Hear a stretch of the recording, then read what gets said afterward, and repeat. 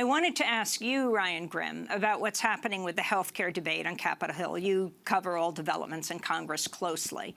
This week, of course, the massive news, Republican Majority Leader Mitch McConnell said the Senate will vote next week on whether to repeal the Affordable Care Act without a replacement, even though the bill currently lacks enough Republican support to pass. McConnell's announcement came after President Trump invited all 52 Republican senators to the White House for lunch, aimed at reviving stalled efforts on health care. This is what he said.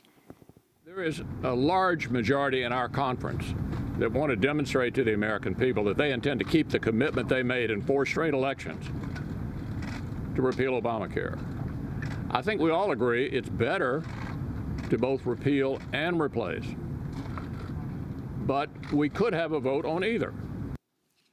Can you talk about the latest developments? It seemed like it was over at this point, and then after the lunch, when President Trump said, we're going to revive this, you're going to sign it, I'm waiting, I'm going to sign it, I'm waiting here with pen in hand. What's happening right now? Do you believe this bill is dead? Yes, it is over. This is theater at this point.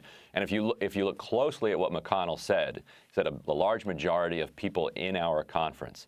They only have, with John McCain in Arizona and not able to vote, they have 51 people in their conference. So that's one more than they need to have the actual majority, because Mike Pence can break the votes.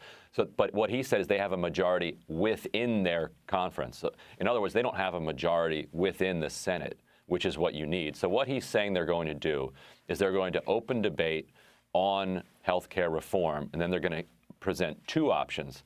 For the people that want some kind of a replacement bill, they can vote for that.